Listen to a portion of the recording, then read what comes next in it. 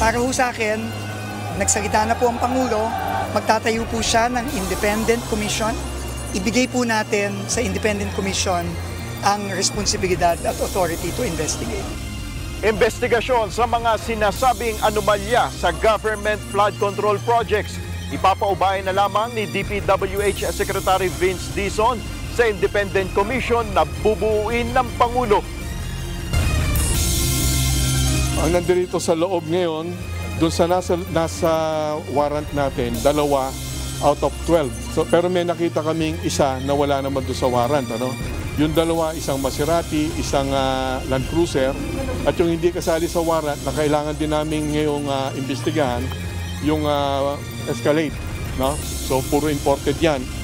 Bureau of Customs nanawagan sa pamilya Diskayan na ilabas ang mga nawawalang luxury cars sa kanilang garahe.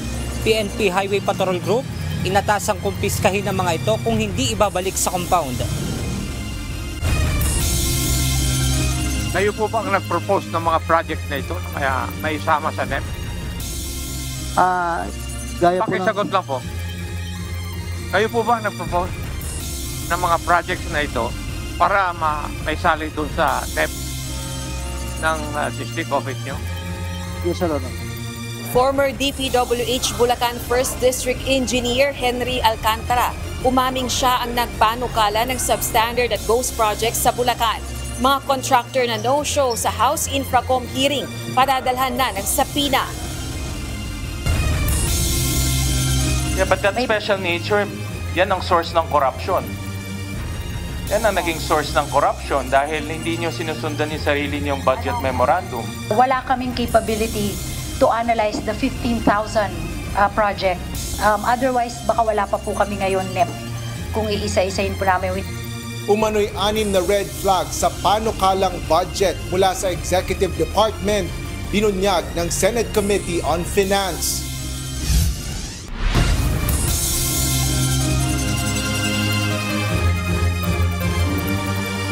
Magandang hapon, Pilipinas at sa buong mundo. Tayo po ay sabayang napapakinggan sa Radyo La Verdad 1350 ang UNTV Radio. Una sa ating mga balita.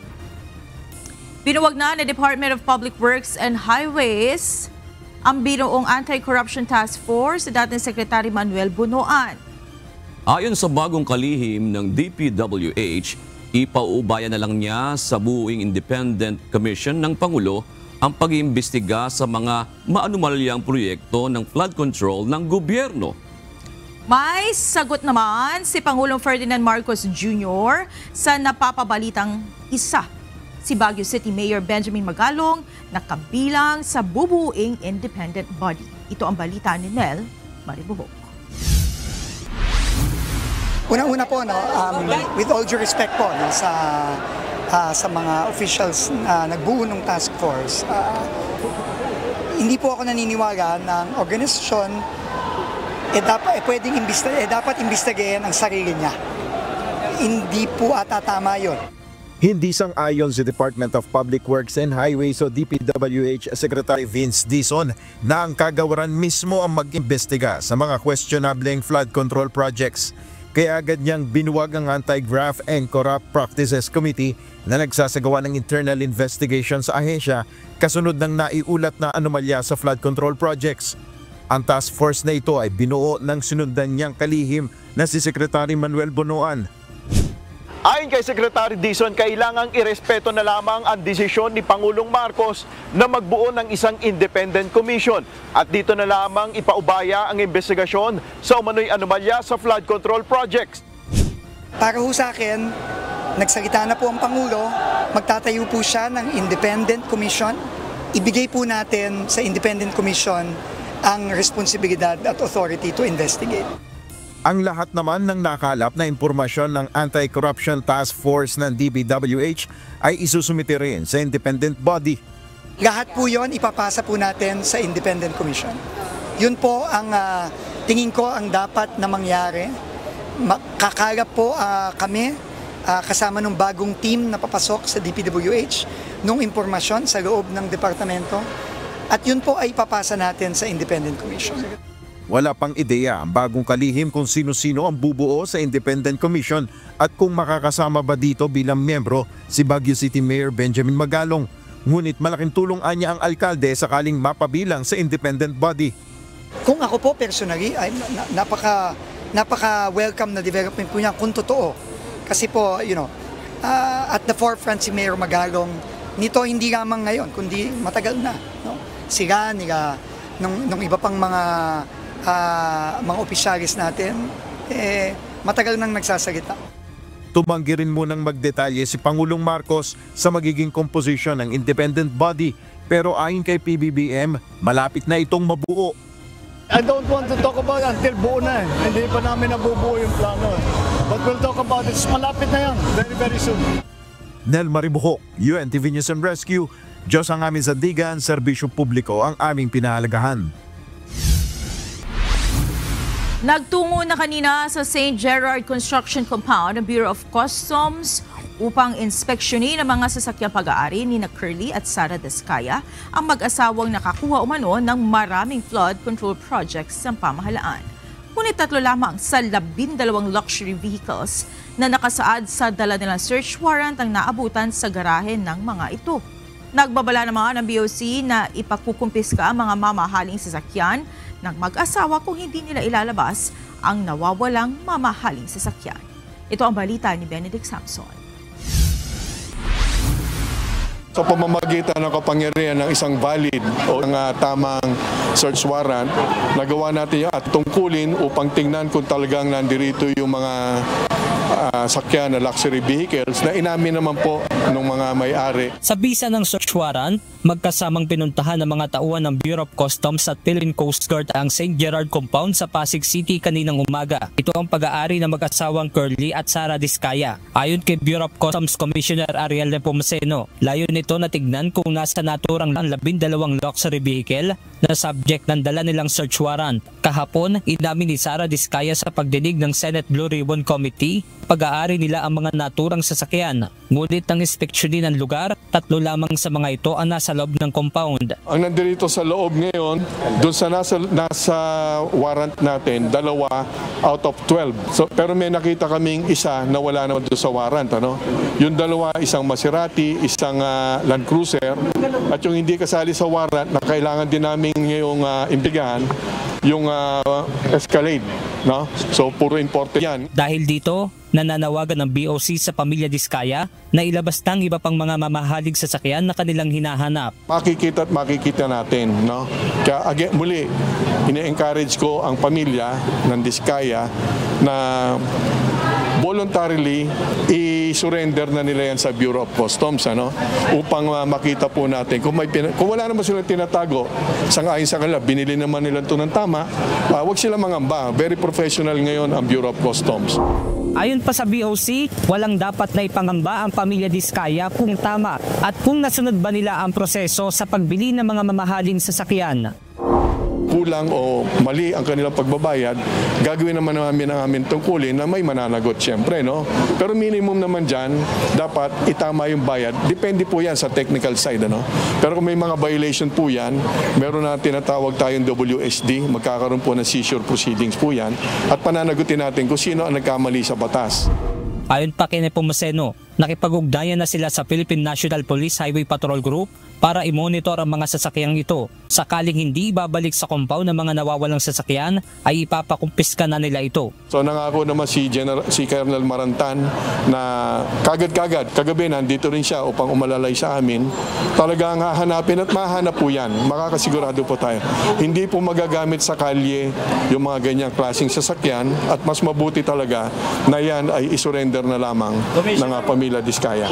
Isa pa sa nais tingnan ng BOC ay ang umano'y bentahan ng ilang mamahaling sasakyan na ipinupuslit sa bansa. Actually, ang utos sa atin ng Pangulong Bongbong Marcos, again, tingnan lahat yung mga posibleng sa interest ng Bureau of Customs, meron mga smuggled luxury vehicles at iba pang bagay na maaring ipinuslit papunta sa bansa na illegal. Hindi lang Descaya, nagkataon lang, ito yung nauna natin makuwanan ng search warrant. Una nang sinabi ng BOC Sinasisilipin nila kung tama ang ibinayad na tax and import duties na mag-asawa para sa mga magagarang sasakyan nila. Benedict Samson, UNTV News and Rescue. Diyos ang aming sandigan, serbisyo publiko ang aming pinahahalagahan. Suportado ng mga kongresista ang pagdadagdag ng pondo sa Department of Tourism. Ayon sa mga mambabatas, kailangan ng Tourism Department ng mas malaking alokasyon upang lalo pang makahikayat ng mga dayuhang turista. Ito ang balita ni Ivan Alvarez.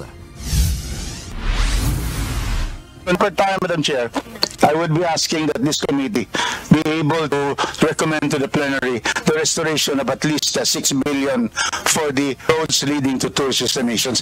Karagdagang pondo para sa turismo. Ito ang maaaring asahan ng Department of Tourism o DOT para sa kanilang Tourism Road Infrastructure Program o TRIPS kasunod ng isinagawang 2026 budget briefing para sa ahensya. Ayon kay Tourism Secretary Maria Cristina Frasco, layo ng programa na ito na gumawa at ipaayos ang mga kalsadang punta sa mga tourist destination. Ngunit giit ng kalihim para sa panukalang pondo ng taong 2026, walang alokasyong ilagay para sa mga new road infrastructure.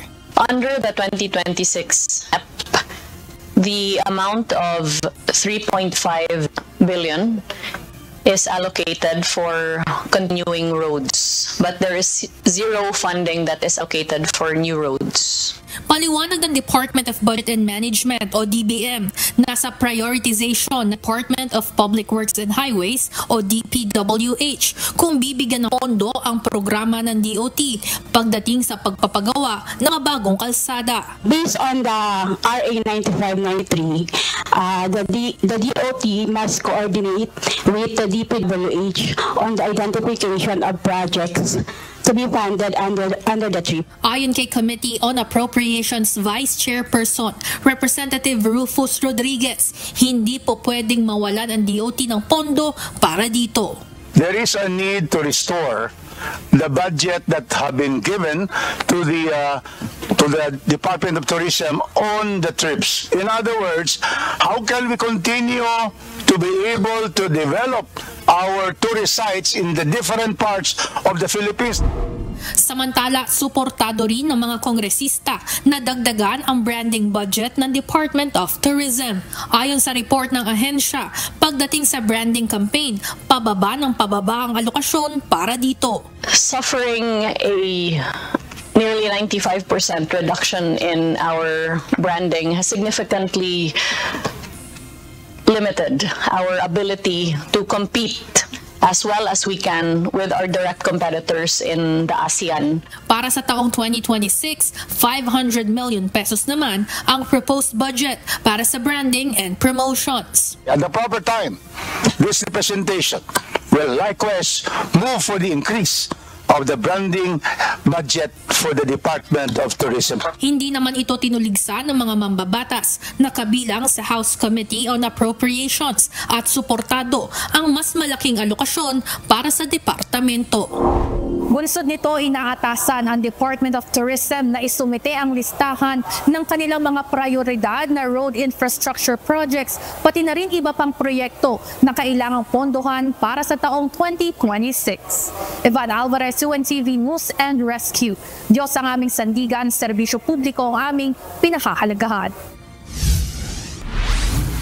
Kasabay ng pagpasok ng Burr months, ang paglaganap ng samut-saring modus operandi at krimen. Kaya ang Philippine National Police Anti-Cybercrime Group pinaigting ang pagbibigay ng babala sa publiko sa mga scam online. Ito ang balita ni Lea Ilagan.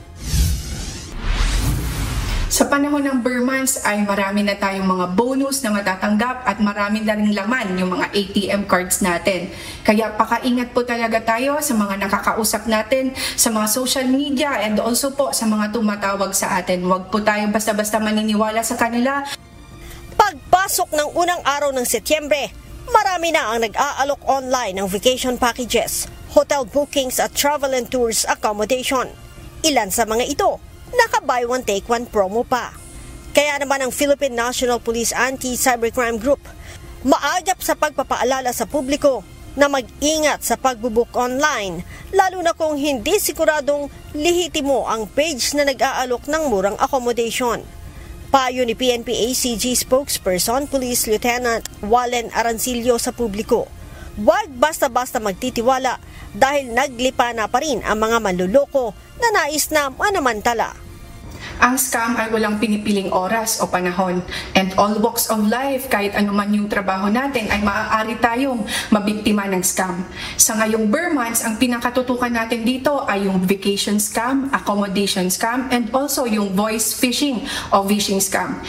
Bukod sa bogus na travel and tours, dapat ding iwasan ayon kay Lieutenant Arancillo ang mag-click na mga link na para umano sa pag-update ng inyong mga debit at credit cards upang hindi mabiktima ng scam.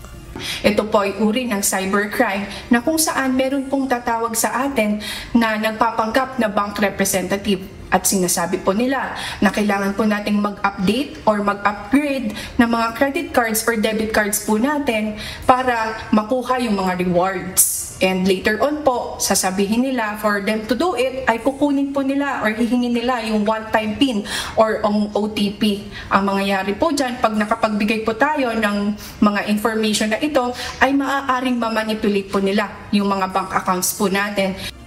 Base sa tala ng PNP ACG, mula January hanggang August 28, 2025, nakapagtala na sila ng nasa 1,334 na kaso ng online selling scam.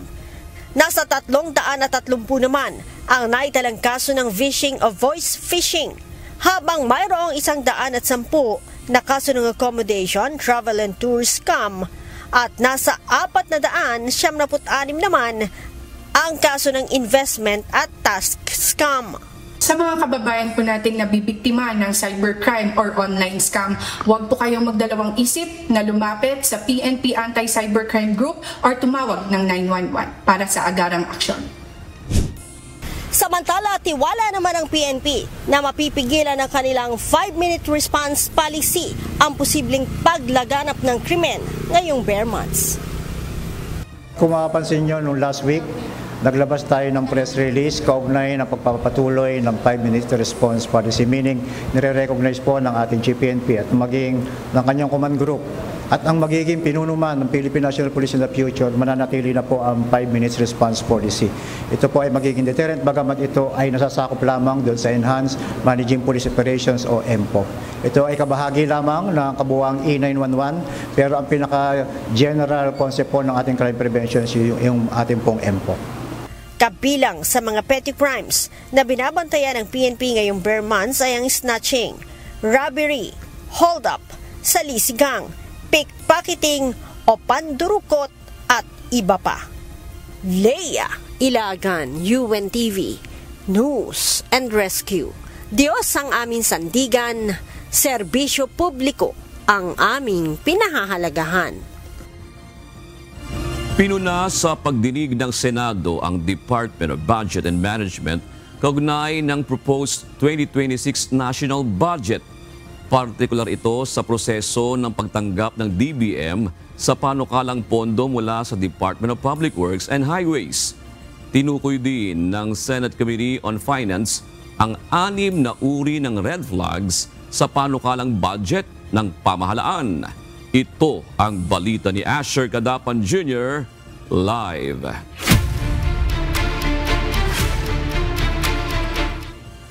Asher, ano yung mga red flags sa proposed budget na nakita ng Senado?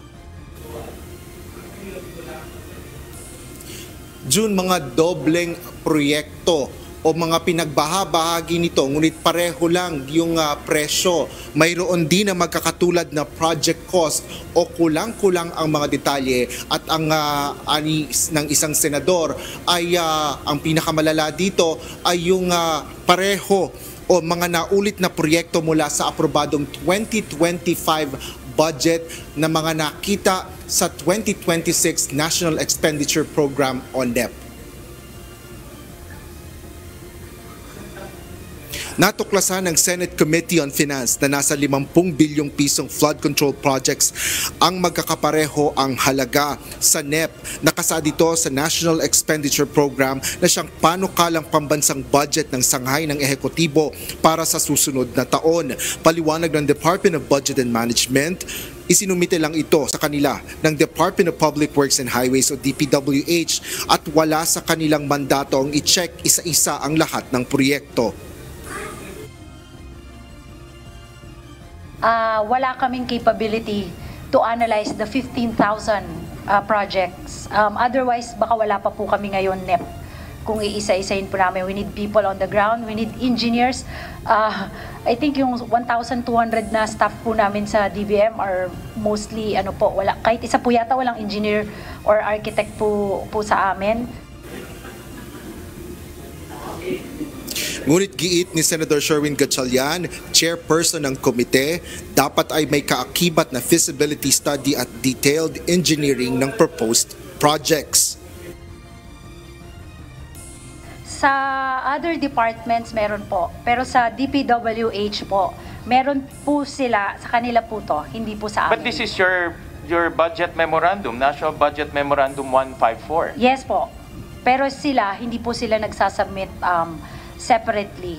Bakit hindi sila nagsasubmit? It's in the budget memo. Again, kasi po, may special nature po yung mga projects nila na hanggang baba, nina-identify yung mga projects pataas. So, yeah, but that special nature, yan ang source ng corruption. Yan ang naging source ng corruption dahil hindi nyo sinusundan yung sarili nyong budget memorandum. Binigyan din naman ni Senador Panfilo Ping Lacson na mga umano'y red flag sa NEP na inaasahan niyang napansin ng DBM. Bakit puro 100 million itong pagkarami-rami? Yun lang, yun siguro ang point ni Chairman Sherwin, na at least man lang yung red flag nakita nyo kasi napaka-pronounced eh. Hindi ba lang yung mga specific details na iisa-isahin nyo pa ba naman yung proyekto na yan? Pero pag nakakita kayo ng 500 items na exact amounts, similar, medyo red flag yun. Ang sagot daw po nila is that, lumabas din po to sa hearing ni Senator Marcoleta sa Blue Ribbon. Kasi po, depende po kung sino magpapa-bid ng project. Whether district, whether region, or central office. Ngunit napag-alaman din sa pagdinig na ang DPWH ang direktang nagpapasok ng mga proyekto sa NEP sa pamamagitan ng file na inilalaan ng DBM. Dagdag pa ni Secretary Pangandaman, ang sinisiyasat lang nila ay kung may duplication o doubling item, ngunit hindi ang integridad, halaga at iba pang detalye ng proyekto. Kasunod nito, inihayag ng committee chairperson ang natuklasan nila na 6 na uri ng red flags o mga babala sa panukalang budget ng ehekutibo. Una dito ang kawalan ng station number kung saan hindi makikita ang detalye, partikular na ang tiyak na lokasyon ng proyekto. Pangalawa ay ang duplicated projects o pare-pareho na nakasaad sa NEP. Pangatlo ay ang isang proyekto na hinati sa 4 na phases o bahagi na pare-pareho rin ang halaga ng proyekto. Habang ang iba ay gumagamit naman anya ng terminong package na ipinagtataka ni Gatchalian kung bakit hindi na lang ipinagsama kundi pinaghiwa-hiwalay pa. Pang-apat ay ang round number na rounded off o kinuha ang pinakamalapit na buong halaga ng project cost. Kung meron siyang detailed engineering, hindi siya magra-round amounts. Hindi siya magra-round amounts. Iba lang, parehong barangay, iba lang yung sitio, pero the same amounts. Panglimang red flag na nakita ng Senado ay mga proyektong may mga specific code names habang ang iba ay wala. At pinakamalalaan niya ang proyektong nasa 2025 General Appropriations Act o GAA na mga naaprobahang budget para sa implementasyon ngayong taon. Ngunit makikita pa rin ito sa 2026 NEP.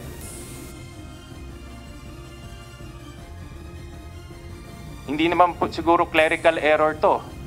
Diba? Sinadya to ilagay sa NEP. Diba? Ang punto ko, DBM should be more should reform its process and maging mas detalyado sa pag-a-analyze ng mga projects na pinapasok sa NEP. Ang nangyayari kasi, dinadala dito na lumalampas sa scrutiny ninyo. Dapat mag-scrutinize pa kayo ng maigi kasi very obvious naman to eh.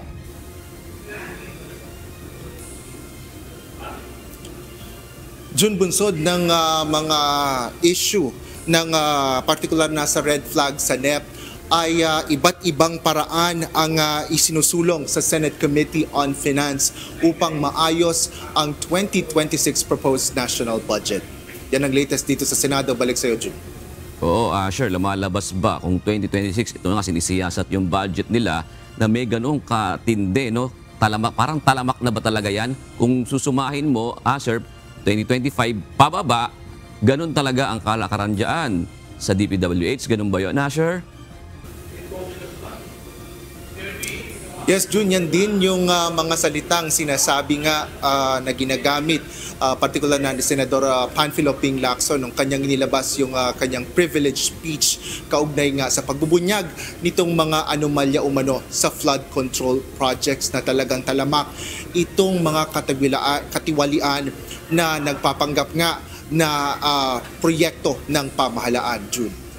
Meron bang ibang departamento ng gobyerno na naisalang din dyan? O ito'y nakatuon lamang sa flood control projects, yung hearing kanina?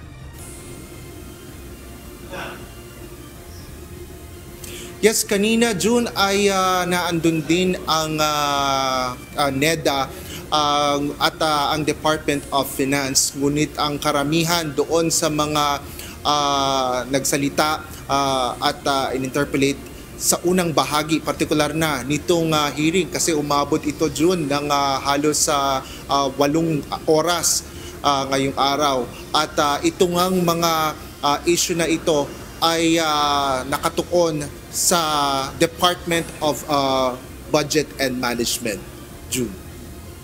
Maraming salamat, Asher Cadapan Jr. Nanawagan si Senate President Francis Chis Escudero sa Malacanang na gumawa ng negative list ng infrastructure projects na hindi maaaring pondohan sa ilalim ng 2026 proposed national budget. Ayon sa Senate President, isa itong proactive measure upang maalis ang mga maanomalya at questionabling proyekto. Sinabi ni Escudero na kabilang sa mga proyektong dapat isama sa negative list ay ang low value pero overpriced na mga road device tulad ng reflective studs, slope protection nets at mga pintura. Gayon din ang vanity projects tulad ng waiting shed, swimming pool, signages at non-essential amenities. Narito naman ang mga balita sa iba't ibang panig ng mundo. Ihahatid ng ating global correspondent na si Jack De Ocampo mula sa Chester, United Kingdom.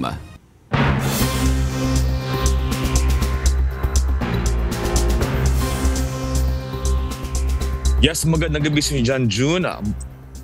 At sa Pilipinas, mahigit 1,000 na ang nasasawi matapos ang isang malawakang pagguho ng lupa sa Mare Mountains sa kanlurang Sudan. Naganap ang insidente nitong linggo matapos ang ilang araw ng malalakas na ulan na nagpalubog at sumira sa malaking bahagi ng rehiyon. Isa lamang ang naiulat na nakaligtas kaya nanawagan ang Sudan Liberation Movement ng agarang tulong mula sa United Nations at iba pang international organization. Tinawag naman ng gobernador ng Darfur ang trahedya bilang isang humanitarian tragedy kasabay ng panawagan ng suporta para sa mga biktima. Nagmarcha ang libo-libong residente sa downtown Chicago ngayong Labor Day upang tutulan ang bantang pagpapadala ni US President Donald Trump ng National Guard at mga ahente ng ICE sa lungsod. Mariing tinutulan ni Mayor Brandon Johnson ang planong ito at tiniyak na maninindigan ang Chicago laban sa anumang panghihimasok ng pamahalaang federal. Ayon sa mga organizer, tinatayang nasa 5,000 hanggang 10,000 ang lumahok sa kilos protesta. Git ang mga demonstrador, hindi solusyon ang deployment ng militar at immigration agents para sa problema ng krimen. Pagkus ay dagdag pang panganib at takot para sa mga residente. Nagkaroon na ng pagkakaunawaan sina US President Donald Trump at Russian President Vladimir Putin kaugnay ng isinusulong na kapayapaan sa Ukraine. Gayunman, muli ring iginiit ni Ukrainian President Volodymyr Zelensky na nasa Russia ang problema kung bakit hindi matuloy-tuloy ang tigil-putukan sa pagitan ng dalawang bansa. Ito ang balita ni Mavian Doga.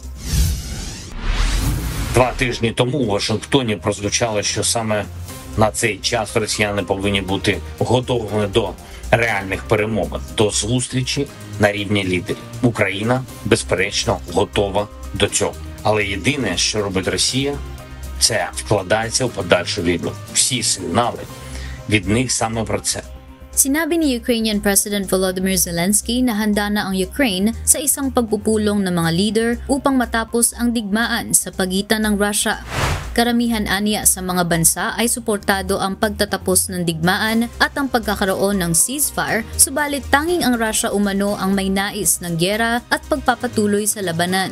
Dagdag pa ni Zelensky, sa halip na pag-usapan ang peace talks, mas mabibigat na airstrikes ang isinagawa ng Moscow sa iba't ibang lungsod ng Ukraine na nagdulot ng malawakang pagkawasak at pagkamatay ng mga sibilyan. Sa kabila nito, iginiit ni Russian President Vladimir Putin na may mga napagkasunduan na sila ni US President Trump hinggil sa kapayapaan sa rehiyon. Umaasa din si Putin na ang kanilang naging pag-uusap ni Trump sa Alaska ay magbubukas ng daan upang mahanap ang permanenteng solusyon sa tumitinding tensyon sa pagitan ng Russia at Ukraine. Понимание, достигнутое на недавней российско-американской встрече в верхах на Аляске, надеюсь, также идут в этом направлении, открывая дорогу к миру на Украине. Kasabay nito, pinasalamatan din ni Putin ang kanyang mga partners sa Shanghai Cooperation Organization, kabilang ang China at India, saan nila ay pagsuporta sa paghanap ng solusyon. В этой связи мы широко ценим усилия и предложения Китая, Индии, других наших стратегических партнеров, призванные содействовать урегулированию украинского кризиса. Sa gitna ng summit, mas lumalalim pa ang pagtutulungan ng Moscow at Beijing. Sa kanyang hiwalay na pag-uusap kay President Xi Jinping, tinalakay ng dalawang leader ang mga usapin kaugnay ng ekonomiya at enerhiya na patunay ng lumalakas sa bilateral ties ng dalawang makapangyarihang bansa. Mavian Dog, UNTV News and Rescue. Diyos ang aming sandigan, serbisyo publiko ang aming pinahahalagahan. Muling nahukay sa Great Ormond Street Hospital for Children ang isang time capsule na tinatakan ni Princess Diana noong 1991 upang bigyan daan ng pagtatayo ng bagong cancer center. Ipinakita dito ang iba't ibang memorabilia ng dekada 90 gaya ng pocket-sized TV, Kylie Minogue CD, mga buto ng puno, solar-powered calculator at British coins.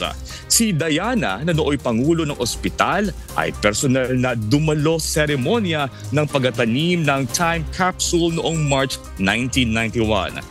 Ayon sa mga empleyado ng DOSH, ang pagkakabukas ng kapsula ay nagdala ng matamis na alaala at kasabikan, lalo na sa mga staff na ipinanganak o nagsimulang magtrabaho doon noong taong iyon. Namangha ang mga residente sa iba't ibang bahagi ng United Kingdom matapos masilayan ang Northern Lights noong Lunes ng gabi mula Scotland, Wales hanggang Norfolk at Kent. Ayon sa mga eksperto, ang makukulay na liwanag ay dulot ng isang malakas na coronal mass ejection mula sa araw na tumama sa Earth na nagdulot ng geomagnetic storm. Inaasahan ng Met Office na posibleng lumakas pa ito sa mga susunod na gabi, dahilan upang mas makita ang aurora hanggang sa timog na bahagi ng UK. Karaniwan na ang nakikita ang aurora borealis sa northern UK, subalit bihirang pagkakataon na umabot hanggang sa timog ang liwanag ito. Pinayuhan ang publiko na huwag palampasin ang pagkakataong ito na masaksihan ang Northern Lights na maaaring makita sa pamamagitan ng naked eye. At yan ang mga balita mula sa iba't ibang panig ng mundo. Mula dito sa Chester, United Kingdom. Ako si Jack De Ocampo. Magandang gabi. Umamin ang dating First District Engineer ng Department of Public Works and Highways Bulacan na si Henry Alcantara na siya ang nagpanukala sa substandard at GHOST project na nadiskubre ni Pangulong Ferdinand Marcos Jr. sa lalawigan. Samantala, pinagsusumite naman ng mga miyembro ng House Infracom ng sulat para i-disclose na wala silang conflict of interest sa ginagawang pagdinig. Ito ang balita ni Rosalie Cos live.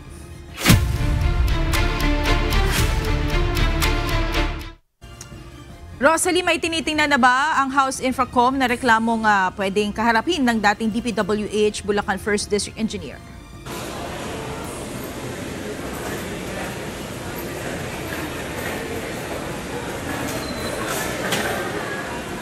June, ipinahayag ni House Infrastructure Committee at Bicol Saro Party List Representative Terry Redon na hawak nila yung mahahalagang dokumento na maaaring gamitin para mabuo yung mga reklamong maaaring maihain laban sa mga opisyal ng Department of Public Works and Highways, Bulacan 1st District Engineering Office, ganoon din ng mga private contractors kaugnay ng mga maanomalyang proyekto sa probinsya ng Bulacan.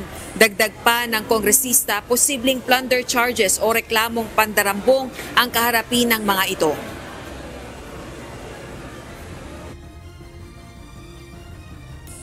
Inusisa sa House Infracom hearing si dating DPWH Bulacan 1st District Engineer Henry Alcantara kaugnay ng substandard at GHOST project sa Bulacan. Pinakita sa pagdinig ang mga kontrata ng mga questionableng proyektong mismong si Alcantara ang pumirma. Kabilang na ang konstruksyon ng reinforced concrete river wall sa Barangay Piel, Baliwag, Bulacan na sinabi ni Pangulong Ferdinand Marcos Jr. na isang GHOST project. Ang contractor dito ay ang Sims Construction Trading.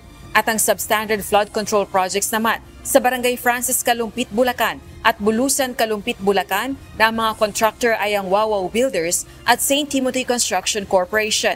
Kwestiyon si Alcantara kung bakit pumirma ito sa Certificate of Completion sa mga proyekto nang hindi ini-inspeksyon ng mga ito na dahilan kaya na-release ang pondo sa mga contractor. Ito po yung OR kung saan nabayaran yung Sims Trading in the amount of initially 43 million at yung pangalawa pang OR bilang second and final billing, yung po yung balanse. So, ibig sabihin, nabayaran po sila. Tama po ba? Yes, Sir Honor. So, paano po nangyari yung ba't nabayaran po? Wala naman pong kahit na isa. GHOST nga po Just want to explain, sir, that there was a certification signed by the project engineer and the implementing section chief. Ang binabanggit ko pong kakulangan ko ay yung kakulangan kong puntahan po yung project dahil nag-rely lang po ako dun sa mga nakapirma pong mga tauhan. Sino po? Certification? There is a documents that's the basis of the accomplishment in the public works, and that is statement of work accomplished. Signed by the project engineer and the implementing section po. Pero hindi po ba dapat tinitingnan nyo muna? Your Honor, as I told you, napakarami pong papel na dumadaan po sa akin everyday at napakarami pong ginagawa. Sabi ko nga po sa inyo, ako naman po yung nag-i-inspeksyon. Natapat po siguro itong mga project. We have, I think, 500 plus projects this 2025.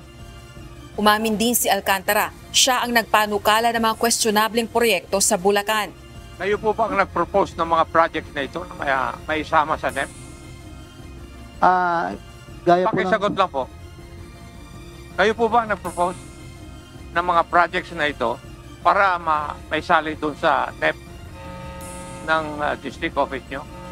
Yes, Your Honor. Yes. So, kayo ang nag-propose. Walang iba kundi kayo. Yes, Your Honor. And this was never changed by the Plans and Finance Office of the Department of Public Works and Highways. Yes, Your Honor. Okay. So, walang politiko na involved dito. Kayo po ang nag-propose na ito. Yes, Your Honor. Si Alcantara ang umamin sa Senate Blue Ribbon Committee hearing na 2 hanggang 3 beses sa isang buwan kung magkasino. 2016, naging officer in charge sa tanggapan ng Bulacan 1st District Engineering si Alcantara sa ilalim ni dating DPWH Secretary at ngayon Senator Mark Villar. Ayon naman sa nagbitiw sa pwestong si DPWH Secretary Manuel Bonoan, posibleng may iba pang ghost project sa Bulacan. Muli rin itong itinangging sangkot siya sa katiwalian o irregularidad sa mga proyekto. We are just investigating actually yung lahat ng mga projects in Bulacan. So yung dalawa, sir, pwedeng madagdagan pa yon? Baka, yung ghost. tingnan natin kung ano yung maibigay dun sa validation team natin. Sir, do you still maintain na hindi po kayo involved sa any corruption kahit po nag-resign po tayo? Hindi po. I can shout. Hindi po ako involved. Samantala, pinagtibay ng Infracom ang mosyon ni House Deputy Minority Leader at Akbayan Party List Representative Shell Jokno para tiyaking lahat ng miyembro ng Infracom ay walang conflict of interest sa isinasagawang pagdinig. Gayun din upang mapawi niya ang agam-agam ng publiko na hindi magiging whitewash ang investigasyon. Sa gitna ito ng mga ulat at hinalang may mga mambabatas na sangkot sa maanomalya at irregularidad sa flood control projects. Motion, Mr. Chair, for all the members of the 3 committees to make a full disclosure of their financial, business, and pecuniary interests that may be directly or indirectly affected by any investigation into the government's past or present flood control project.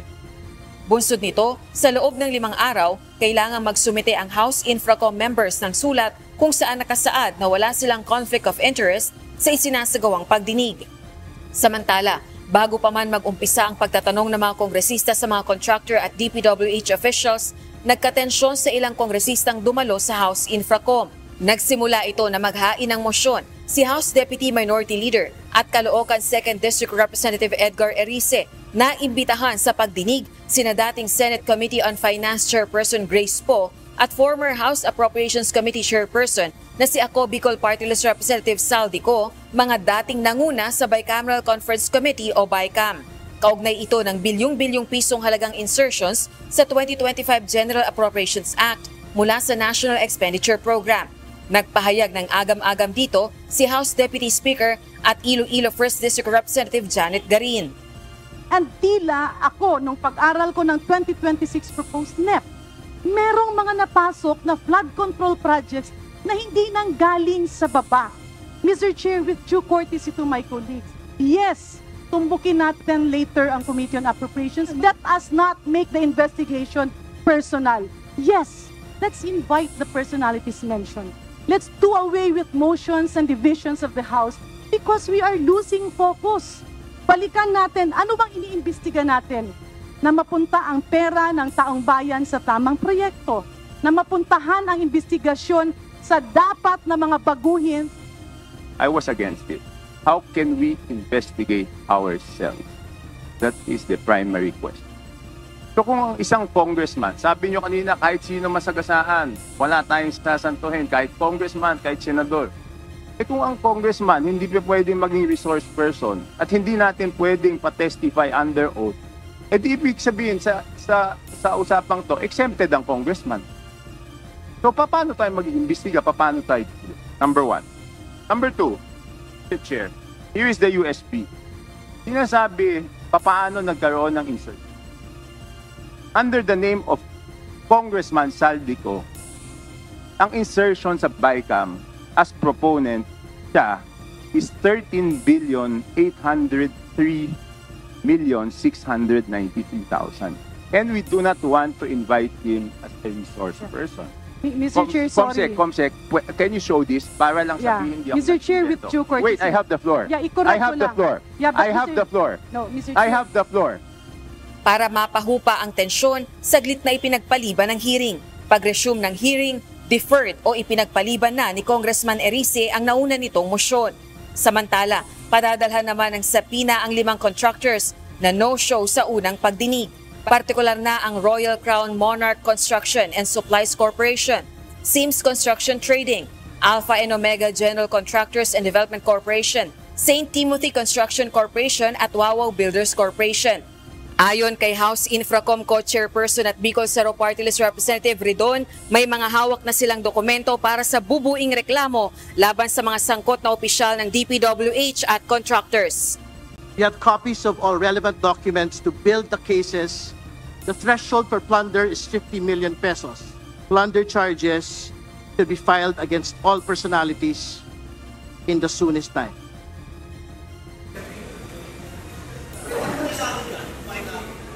June, halos katatapos lang nitong pagdinig ng House Infracom ngayong araw, pero kanina inisa-isa yung 11 contractors na dumalo dito sa pagdinig at tinanong sila kung meron ba silang substandard at ghost projects. As expected, syempre ang isasagot nila pare-pareho, wala sila ng mga ito.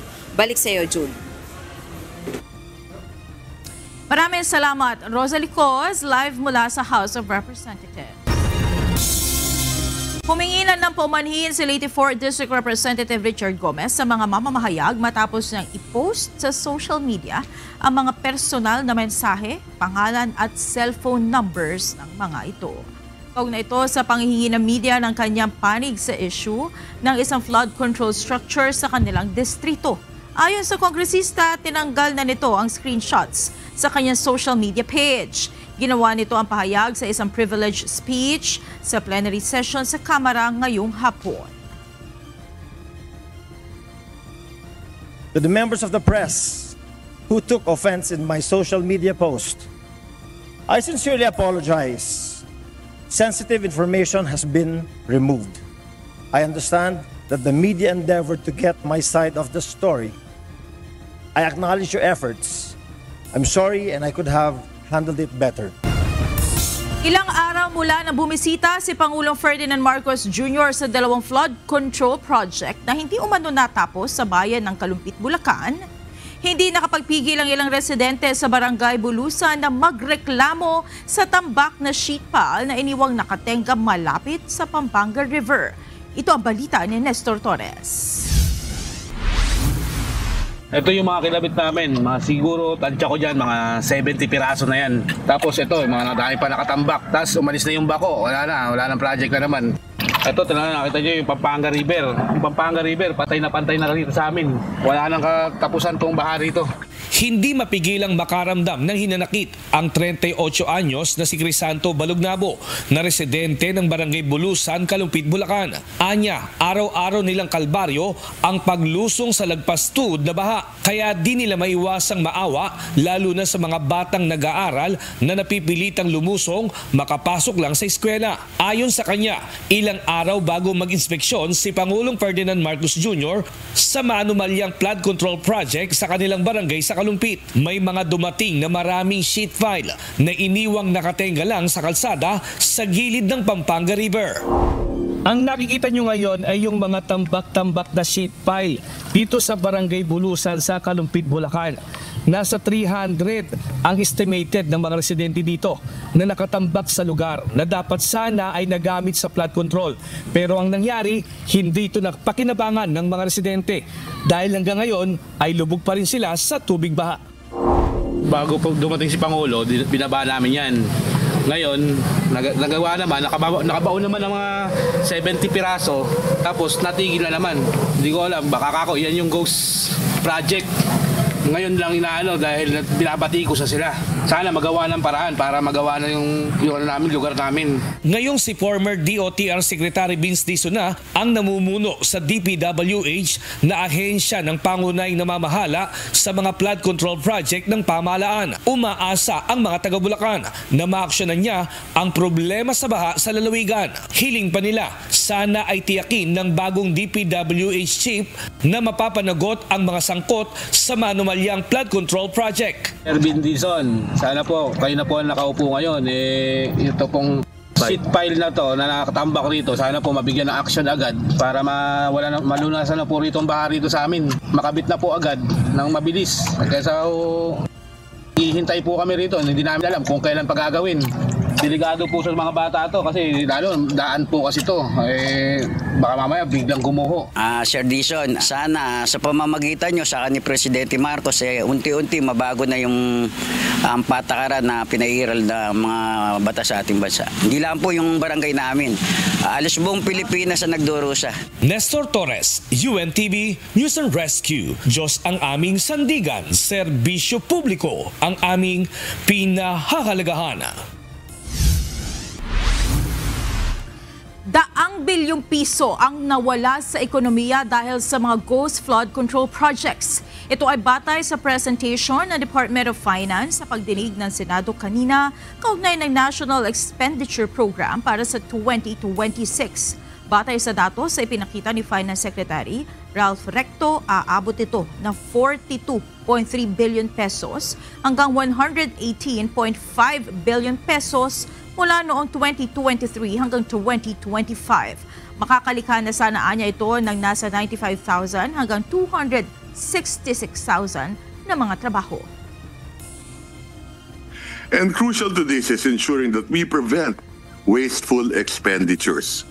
Kaya naman kami sa DOF ay mariing nagkukondena.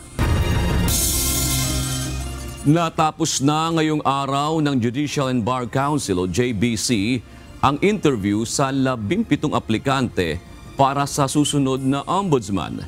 Ayon sa Supreme Court, tatanggap pa ng mga reklamo ang JBC laban sa mga aplikante bago isumite ang shortlist sa presidente.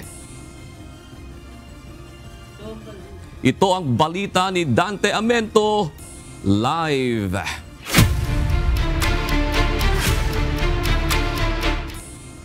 Magandang gabi, Dante.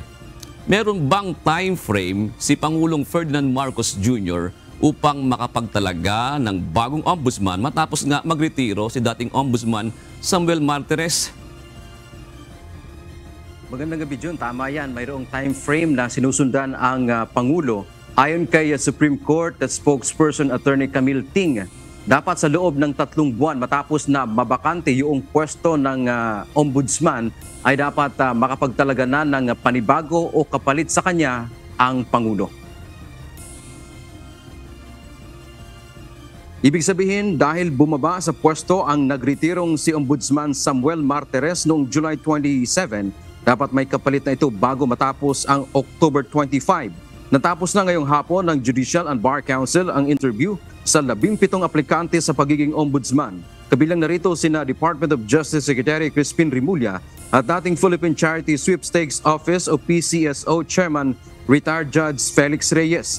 Kabilang sa mga tanong ng JBC ay may kinalaman sa issue ng ghost projects, lifestyle check, access sa Statement of Assets, Liabilities and Net Worth o SALN. Gayon din ang kanilang integridad, pagiging patas kapag naupo na sa pwesto. Dagdag pa ni Supreme Court spokesperson Ting, pagkatapos ng interview ay pagsasamahin at susuriin muli ng JBC ang ginawang interview, exam at ang kanilang ranking sa bar exams para magiging basehan kung makakasama sila sa shortlist. Tatanggap din anya ng mga reklamo ang JBC laban sa mga aplikante na kasama rin sa ikukonsidera kung isasama sila sa shortlist na isusumite sa tanggapan ng Pangulo. The public can actually file a complaint with the JBC regarding any of the applicants. So, after the interviews, ang gagawin po ng JBC, they will collate lahat ng, meron silang psychological evaluation, yung results ng written exams, yung results ng interview, as well as results ng survey or any of the complaints. Hihintayin din ang JBC hanggang sa huling deliberasyon ang ombudsman clearance para sa hindi pa nakapagsumite nito tulad ni Secretary Rimulya at retired Judge Reyes. Kapag biguan niya silang magsumite ng clearance hanggang sa matapos ang huling deliberasyon ay hindi sila isasama sa shortlist. Yes, so one of the requirements under the rules is an ombudsman clearance. So that means wala na silang pending administrative or criminal case before the ombudsman. Kapag nasa Pangulo na ang listahan, pipili siya ng isa sa mga ito. Hindi maaaring wala siyang pipiliin dahil ito anya ay labag sa konstitusyon. John, sa ilalim ng ating saligang batas, ang ombudsman ay naatasan na magiging prosecutor o taga-usig ng mga opisyal ng pamahalaan na maaaring masangkot sa katiwalian, partikular ng Anti-Graft and Corruption Act o Republic Act 1319. At may kapangyarihan din ang ombudsman na magpataw ng administrative sanction, kabilang na po dyan ang suspension o kaya dismissal from service. At sa ilalim din ng ating saligang batas, maaari lamang maalis sa pwesto ang isang ombudsman tulad ng Presidente, Vice President at iba pang miyembro ng Constitutional Commission sa pamamagitan ng impeachment complaint. Yan ang ating update mula dito sa Maynila. Balik sa iyo, June. Maraming salamat, Dante Amento. Hihingi ng clearance si Justice Secretary Crispin Remulla sa Office of the Ombudsman kaugnay ng inihaing reklamo ni Senator Amy Marcos dahil sa pag-aresto at paglipat kay dating Pangulong Rodrigo Duterte sa International Criminal Court o ICC.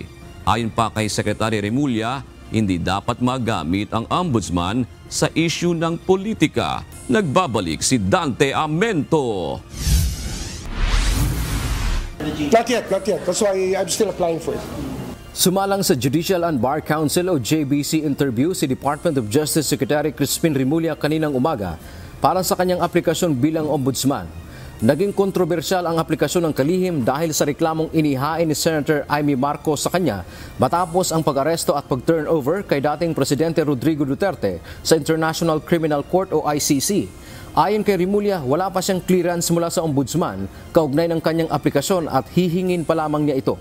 Dagdag pa nito, maghahain siya ng motion sa ombudsman na resolbahin na ang inihaing reklamo laban sa kanya ni Senator Marcos.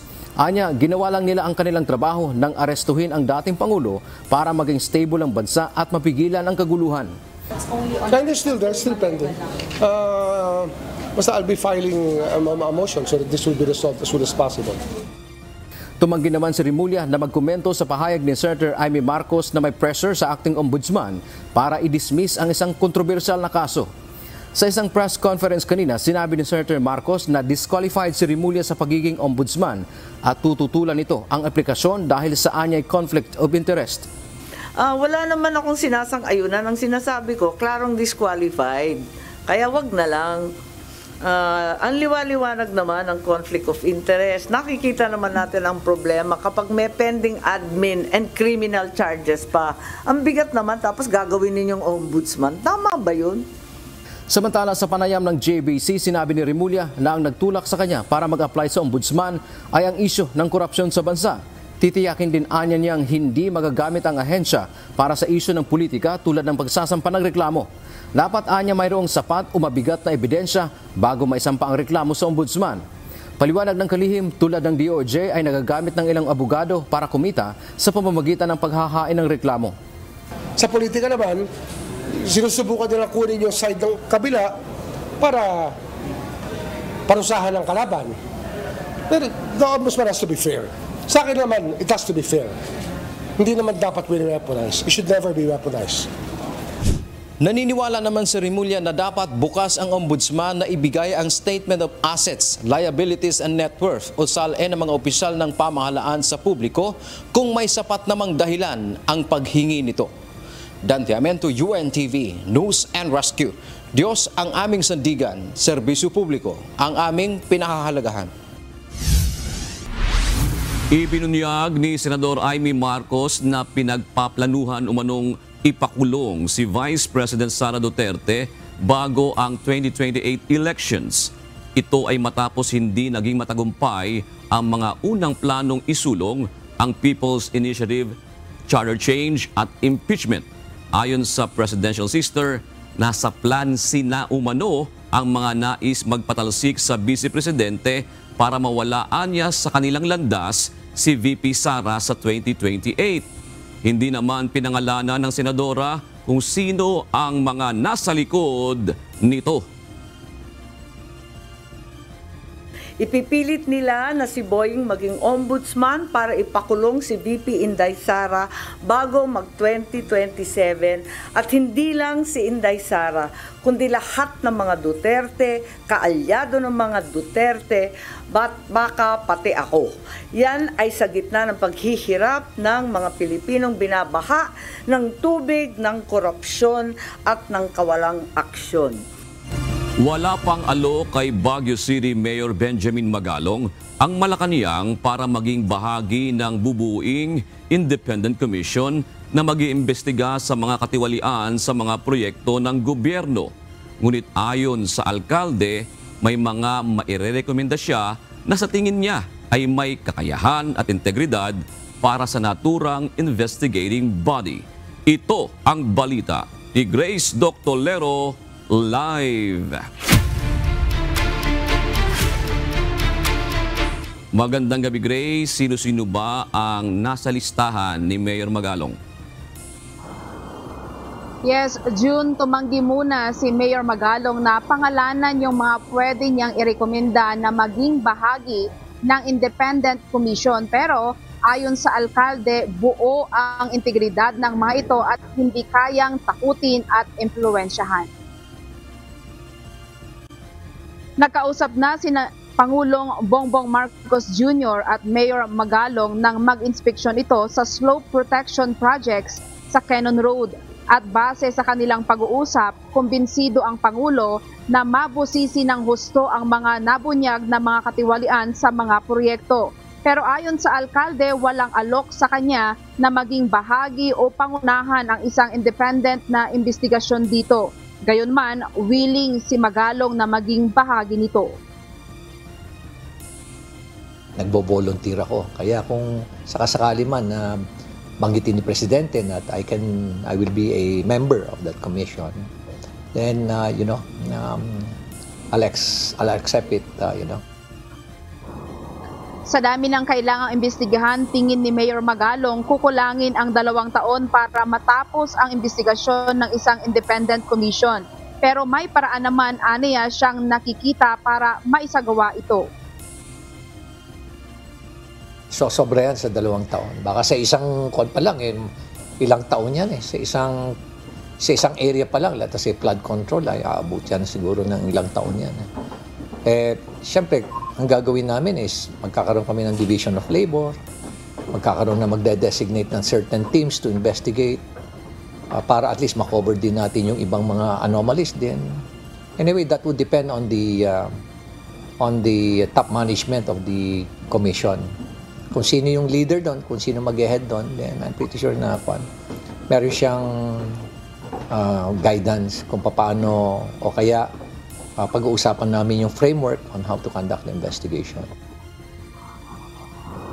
Sa lawak ng korupsyon sa mga proyekto ng gobyerno sa buong bansa, nakakalula ng isipin ang mga ito ayon kay Mayor Magalong. Sa ngayon, aniya ay patuloy pa ang pagdating ng mga sumbong mula sa mga alkalde sa iba't ibang panig ng bansa tungkol sa mga korupsyon sa mga proyekto ng national government na pinatutupad sa kanilang mga nasasakupan. Araw-araw may mga tumatawag sa akin na mayor, nagbabanggit sa akin yung mga anomalya sa iba't ibang mga project sa kanilang lugar, hindi lang flood control.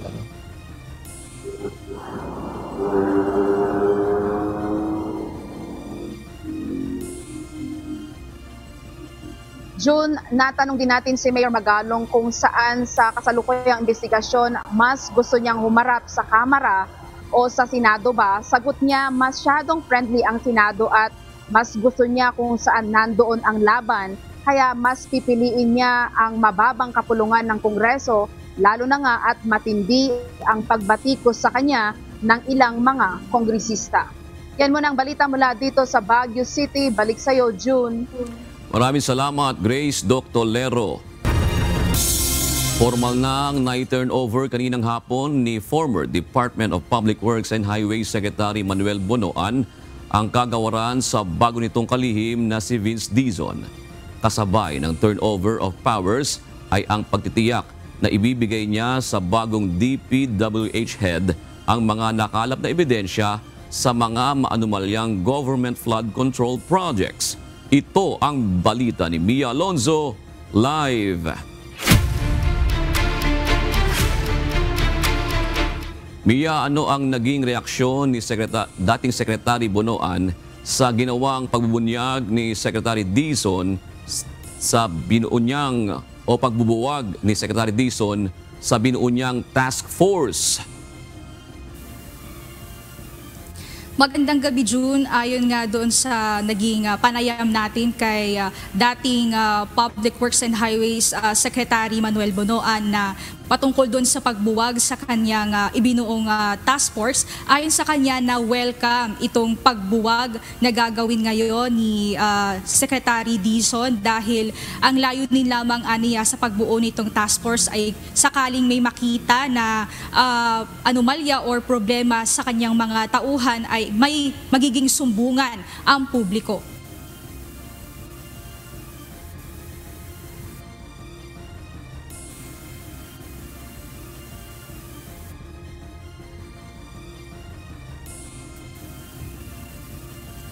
Ayon sa dating kalihim, nasa 20,000 ang plantilla positions ng ahensya mula sa kabuuang humigit kumulang 50,000 personnel. Kaya naman napakarami aniya ang kailangang masubaybayan.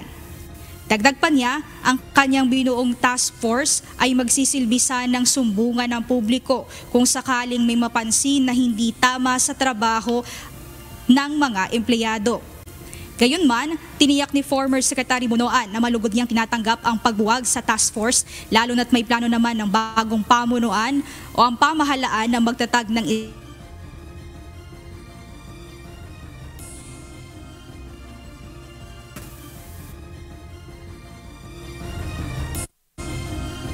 We have undertaken actually yung sinasabi naming past or present validation. No? If you recall, we submitted to the President a report of completed projects from July of 2022 to May of 2025 of about 9,855 projects. And I think many of these have already been validated in specific areas for the time being. And I think the reports have already been completed and we will be turning over this to Secretary Vince. Ayon sa dating kalihim, base sa naging findings ay mayroong 15 projects mula sa 1,600 ang nakilalang non-existence o missing. Ipiniwalag ni Bonoan na hindi ito maituturing na ghost projects kundi nasa kategorya ng non-existence o missing na kailangan pang i-validate sa lokasyon. Samantala, ayon naman kay bagong DPWH Secretary Vince Dizon na mas makabubuti at nakikita niyang epektibo kung ang itatayo ng Independent Commission ang magsasagawa ng investigasyon. Kaya po ako, pasintabi naman po kay Sec Manny, pero let us allow the Independent Commission to do its job. And I personally do not believe that an organization should be investigating itself. That is at the very least, very awkward. June, ayon naman kay bagong DPWH Secretary Dizon na tatakbo itong kanilang pag-aayos o paglilinis dito sa DPWH ng 60 days at aminado ang kalihim na hindi magiging madali o magiging mahirap itong kanilang gagawing pagre-rearrange. At yan muna ang update mula dito sa Maynila. Balik sa iyo, June. Maraming salamat, Mia Alonzo. Pinabulaanan ng Philippine Navy ang kumakalat na balita na umunay pagsasagawa ng reclamation at pagtatapon ng coral sa Hasa-Hasa Shoal. Ayon kay Philippine Navy spokesperson for the West Philippine Sea Rear Admiral Roy Vincent Trinidad, matagal na ito at bunga na rin ng natural events na nangyayari sa lugar. Ito ang balita ni Benedict Samson. In our checks with our partner agencies in the maritime domain, Coast Guard and BFAR, this has been reported in the past. There was no noted presence of any vessel that was dumping crushed corals. Matagal na at hindi bago ang lumalabas na ulat na may nangyayari umanong reclamation sa ilang bahagi ng West Philippine Sea Ayon kay Philippine Navy spokesperson for the West Philippine Sea, Rear Admiral Roy Vincent Trinidad, base sa kanilang pakikipag-ugnayan sa Philippine Coast Guard at Bureau of Fisheries and Aquatic Resources, walang nangyayaring pagtatapon ng patay na coral sa Hasa-Hasa at Sabina Shoals, gayon din sa Sandy Cay. The rise, however, of the elevation of these features could be attributed to the weather disturbance that we encountered in the past month. So tidal movement or weather disturbance usually pile up crushed corals on shallow portions of the West Philippine Sea. Ayon pa kay Rear Admiral Trinidad, hindi ito gawa ng tao at lumilitaw lang depende sa magiging lagay ng panahon. This is not a man-made incident. It's a natural occurrence on account of the weather. Yes, that's why this is already, it happened in the past already. If ever there were dumping of crushed corals, it was already reported last year. But the newly reported increase in the height or the elevation is more on account of the weather or natural conditions. Nanindigan din ng Philippine Navy na patuloy ang kanilang ginagawang pagbabantay sa pinag-aagawang teritoryo. Nevertheless, your AFP, your Philippine Navy, Air Force, and the Army on Pag-asa Island, and even in our other features, regardless of the elevation of these low tide or high tide features, our posture has been the same. We are there to secure the integrity of our national territory. Benedict Samson, UNTV News and Rescue. Diyos ang aming sandigan, serbisyo publiko ang aming pinahahalagahan. Tinalakay ngayong araw ng House Appropriations Committee ang panukalang budget ng Department of Energy para sa taong 2026.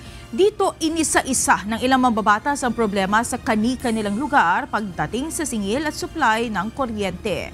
Ito ang balita ni Jed Neresina. Based on the 5-year program that we have formulated since the announcement of the President during his SONA in 2023, for us to achieve 100% electrification on the franchise areas of the electric cooperatives, we are in need of around 69 billion. Aabot sa 70 billion pesos ang kinakailangan ng National Electrification Administration o NEA upang makamit ang 100% electrification sa mga probinsya. Ayon kay Antonio Mariano Almeda, miyembro ng NEA Board, malaki pa ang budget na kanilang kailangan upang magawa ang ipinangako ni Pangulong Ferdinand Marcos Jr. sa kanyang 2023 State of the Nation Address na pagkakaroon ng kuryente sa bawat sulok ng bansa. Ngunit sa kabilaan niya ng kakulangan sa pondo, sa tulong ng Department of Energy o DOE, hinahanapan ito ng paraan upang hindi maantala ang proyekto. We are already given, I think, more or less 7.5 billion since 2023. So that leaves us the amount of 61 billion to still raise. However, the Secretary of Energy has been working hard to seek support from the national government. Nilinaw ni Energy Secretary Sharon Garin na ang ibibigay nila sa NEA na karagdagang 5 bilyong pisong pondo ay hindi kasama o manggagaling sa panukalang budget ng ahensya sa susunod na taon. Kung mapapayagan aniya, ay kukuhain nila ito sa nade-deliver na income ng DOE sa national government. Ngunit ayon kay Cagayan de Oro 2nd District Representative Rufus Rodriguez, dapat hilingin ng NEA at DOE ang karagdagang budget sa Kamara para sa electrification program. Paliwanag ng mambabatas na maaari namang bawasan ang pondo ng ilang programa gaya ng flood control upang mabigyan ng karagdagang budget ang energy sector ng bansa. And let's give energy to our people. Diba? We cannot accept that you are going to use other funds. Let us have our own general fund. Yes, sir. We leave it to the wisdom of that. Yeah. So we will make sure. Samantala, may mga mambabatas pa rin ang nagpahayag ng problema sa kani-kanilang mga lugar, partikular na sa mataas na singil ng kuryente at kakulangan ng supply. Isa na rito ang panawagan ni Akbayan Party List Representative Dada Kiram Ismula. Sa amin po sa Mindanao, particular sa aking lungsod, sa Zamboanga City, matagal na pong problema ang power outages. Halos araw-araw ay nakakaranas kami ng blackout. Ang ganitong sitwasyon ay nagdudulot ng samot-saring problema, nasisirang appliances, naaantalang kabuhayan at negosyo at nahihirapang mga estudyante sa kanilang pag-aaral. At ang higit sa lahat, napakataas na singil ng kuryente sa kabila ng hindi maaasahang serbisyo. Sa kabila ng mga ipinahayag na problema ng mga mambabatas, tiniyak ng DOE at NEA na tuloy-tuloy ang kanilang ginagawang hakbang upang masolusyonan ang problema sa supply ng kuryente sa bansa. Patuloy rin ang ginagawang pag-iimbestiga ng NEA sa iba't ibang lugar sa bansa gaya sa Zamboanga City para malaman ang talagang punot dulo ng mga problema, partikular sa supply ng kuryente. Jedne Resina, UNTV News and Rescue. Diyos ang aming sandigan, serbisyo publiko ang aming pinahahalagahan.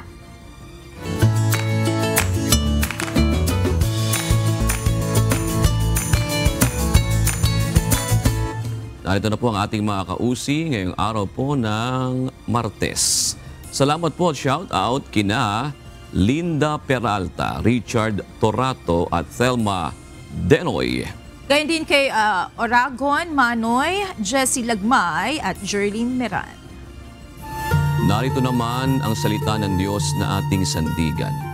Mula sa aklat ng Roma 12 at 9 na nagsasabi, ang pag-ibig ay maging walang pagpapaimbabaw. Kapuotan ninyo ang masama. Makisanib kayo sa mabuti. At yan ang naging kabuuan ng ating balitaan ngayong gabi. Aming inilahad na buong katapatan kung paano namin nasaksihan. Kayo po'y makapagtitiwala ng aming nakita at narinig ang aming ibinabalita. At dito po sa UNTV, Diyos ang aming sandigan, serbisyo publiko ang aming pinahahalagahan. Magandang gabi po.